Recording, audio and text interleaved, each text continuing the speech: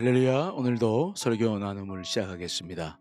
오늘은 안식일에 손 마른 사람이 고침을 받은 뜻밖의 축복에 대해서 함께 나눴습니다.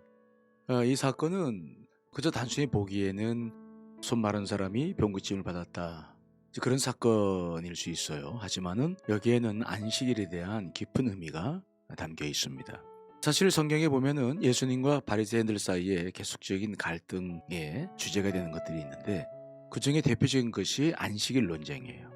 예수님께서는 계속 주일날 안식일에 이제 병을 고쳐 주셨죠. 그런데 이것은 안식일 법의 그 당시 규칙에 의하면 사실은 잘못된 것이다 판단을 해서, 이제 오늘도 본문에 보면은 예수님께서 손 마른 사람의 병을 고쳐줄 것이냐 말 것이냐, 이걸 놓고 서기관들과 바리새인들이 이미 어떤 작전 속에서 예수 그리스도의 하시는 일들을 지켜보는 일들이죠. 그런데 우리 예수님께서는 이미 서기관들과 바리새인들이 무엇 때문에 지금 이곳에 와 있는지 알고 계셨죠. 그래서 주님은 오히려 그 시간을 이용해서 정말 안식일의 참된 의미가 뭐냐, 참된 안식일은 뭐냐, 이것을 더 보여주고 싶으셨어요. 그래서 예수님께서는 손 마른 사람을 가운데 불러놓고 공개적으로 손을 내밀라, 그래서 그의 손을 고쳐주십니다.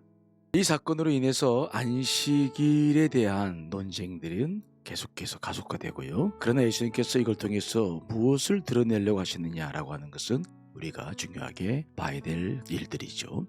먼저 복음서에는 두 가지 안식일에 대한 생각들이 갈등을 하고 있어요. 첫째는 예수님의 생각. 예수님의 생각은 어떤 것입니까? 안식일은 사람을 위해서 있는 것이지 사람이 안식을 위해서 있는 것은 아니다 라고 하는 마가복음 2장의 말씀인데, 이 속에 우주 만물을 창조하시고 안식일을 창조하셨던 하나님 아버지의 마음, 예수 그리스도의 마음이 그 속에 담겨 있어요. 우리가 창세기 2장에 보면은 2장 1절에 이 모든 일이 다 이루어졌다 그런 말씀이 나오는데, 즉 첫째부터 6일째까지 그때 되어진 모든 것들이 이제 하나님의 계획대로 잘 되었다, 그런 뜻입니다. 이건 창조가 끝났다 그런 말은 아니죠. 그래서 그 1절이 지나고 2장 2절에 보면은 그때서 일곱째 날을 축복하시고 또 거룩하게 하셨다, 그런 말씀이 나오고, 그 일주일 즉 7일째에 모든 것을 끝내셨다는 말씀이 나와요. 그러니까 창조의 마지막은 6일째가 아니라 7일째였다. 그러면 왜 우주 만물을 다 창조하셨는데 6일날 왜 하루를 더 보내셔야 됐을까? 그것은 일곱째 날 자체를 시간을 축복하신 겁니다.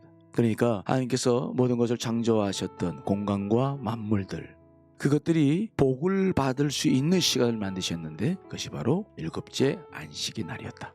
그래서 모든 만물들은 그 시간을 주 앞에 드리면서 이제 하나님이 예비하신 복을 누리게 된 것이다. 예수님께서 손 마른 사람의 병을 고쳐주신 것은 바로 그 의미죠.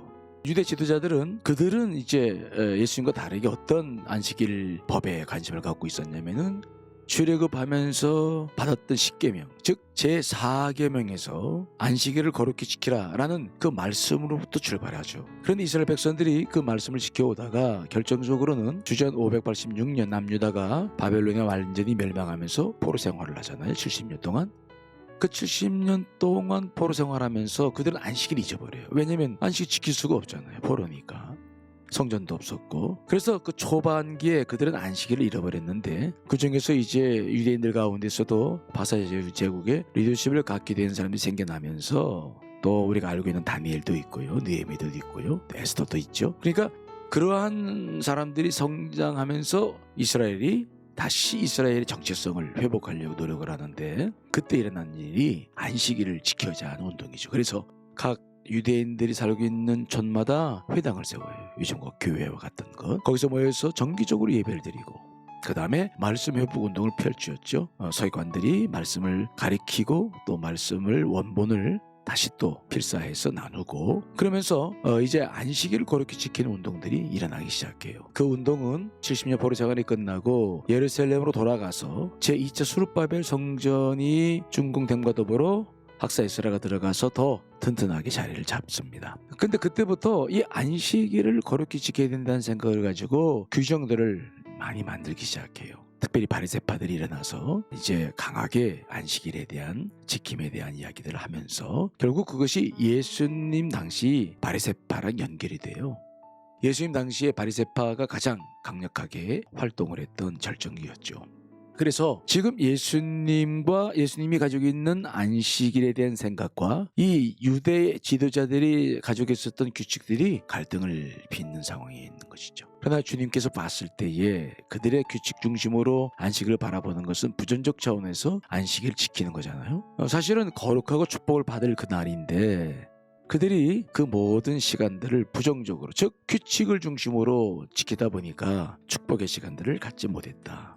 그래서 우리 주님은 그 모든 안식일의 법들을 거부하시고 본인이 만드셨기 때문에 그 창세기에 놀라운 그 시간의 축복을 가지고 그 안식일이 어떤 날인지를 보여주신 것이 손 마른 사람의 병을 고쳐주신 사건입니다. 그러므로 우리가 이 일을 통해서 기억해야 될 것은 우리도 주일이라는 개념을 그냥 예배 한번 드리는 것이나 아니면 장사하지 않는 것, 뭐짝중 쉬는 것, 이 정도로 이해하는 것은 좀 어렵지 않느냐. 그래서 이스라엘 사람들은 지금도 안식일을 잘 지키는 사람들은 하루를 시작할 때 하루의 시작을 알리는 그러한 의식으로부터 출발한다고 그러죠. 카도시라는 촛불을 켜고 기도하면서 가족들이 함께 안식일을 맞이하고 또 안식일 만찬, 그 다음에 주일 예배 참석, 그 다음에 이제 마지막에는 하브달라라는 의식으로 안식일을 마무리하며 보내드리는. 그래서 아브라함 허쉘의 책을 보니까 그 사람은 그런 말을 해요. 안식일은 신부이며 동시에 여왕이다. 그 안식일 자체, 우리가 주일 자체가 복을 받은 날이기 때문에 마치 그 시간을 하나님의 임재를 맞이하는 것처럼 맞이한다. 그래서 신부를 기다리는 신랑처럼 그 주일을 기다리는 것이죠. 그 다음에 보낼 때는 여왕이 가는 것이다. 오셨던 여왕이 갈 때 정말 다시 볼 것을 기대하면서 감사와 아쉬움으로 보내드리는 것처럼 그렇게 우리가 이 주일을 온전히 주 앞에 올려드릴 때 주님께서는 크게 기뻐하시고 우리도 묶여있는 모든 것들이 풀리는 축복된 주일이 되리라 생각합니다. 여러분, 주일은 이렇게 정말 창세기서부터 지금까지 이렇게 원대한 하나님의 축복이 담겨있는 날입니다. 여러분들이 주일을 통해서 이런 복을 많이 누리고 정말 주일에는 이러한 은혜가 충만하시는 여러분들 되시기를 간절히 축원합니다. 감사합니다.